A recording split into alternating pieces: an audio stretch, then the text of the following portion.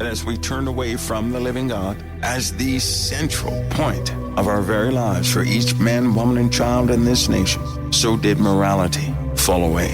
And as man became immoral in this country, many amendments had to be added to the Constitution to adjust itself to the ways of mankind and to those decisions of man, that freedoms may still be afforded to those who are of equality to another man. As the amendments were added, lawyers became the sole powers behind the interpreters. So only they can interpret the Constitution in the way that they do, which means that was consolidation of power, and that power was abused and misused over and over and over and over again, until men would suppress others and hold others in contempt and blackmail still others. As they did this, more corruption was born. Now the system exists by itself, and men are elected to serve the system. The system no longer serves man. The system enslaves man, and man serves the system. I hope that you can see that. So mankind did just what the founding fathers who believed in God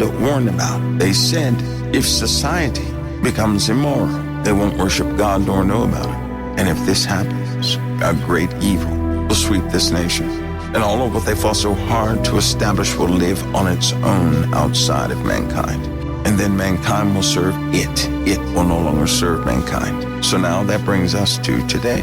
What do you see? Do you see the Constitution serving mankind? Do you see all the articles and the letters and the rule of law serving mankind? Or do you see mankind serving it? See, it is mankind who walks around with a great fear of these things. It is mankind who is fired and hired, elected, and put out from said positions for the rule of law and the Constitution and all the articles. And the three great houses, ruling houses that we have in America, people serve them. They really don't serve the people anymore. Why? Because of a loss of morals. How did that happen? Because people stepped away from godly ways.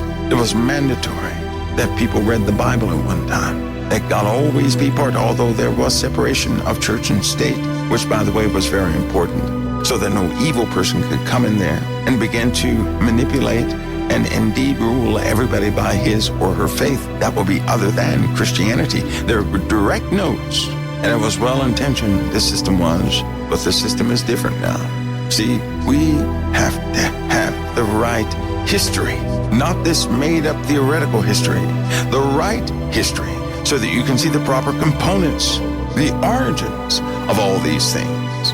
I mean, if we have to go back, way back to 1200 BC, then so be it. If we have to look at Alexander's kingdom, if we have to look at the statements of the philosophers of ancient Greece, the Persian Empire, the reason it mutated and fell, if we have to re-examine Solomon's rule and see the influence that spread all over the world, if we have to examine the 538 BC act of the end of the Babylonian captivity, the change of power that took place at the same time, the acts of King Darius, as also mentioned in the Bible, true history, so that we can see what we see now, because in the capital of this nation of America, you see the representation of every nation. This country is.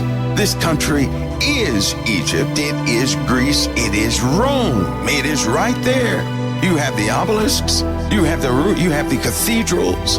You have the seat that is made. You have everything. It is pulled right here. You're in the middle of it. And of all the philosophers in the world, America has become the seat of quite a few things. We are the chair. We are the seat of something. And we sat that down ourselves. That began near 1947. And we're not talking about conspiracies. We're talking about what man has backed up and noted himself. Like if you go in these places and take pictures of plaques, you'll see their statements. You'll see the statements they make. You'll see it with your own eyes. You'll see their banner and why they stand. But then you guys will watch politics and you get yourself involved in that so much that you become emotionally compromised. You're ready to judge that which is already judged. You're ready to condemn that which is already condemned. Take a step back. Never operate by your wounds, but we're going to have those healed. We can't cover them up anymore. Again, God said wounds make the whole head sick. You know what that means? You're not thinking right when you're wounded. You're not. You're going to have outbursts. And if you keep them, you're going to be held accountable. That's exactly what the Father says. You keep a wound when Jesus said that you would be healed from them, when the Father said you would be healed with them. If you resist the healing of those wounds, they're going to cause you a great penalty. The Lord is clear in His Word.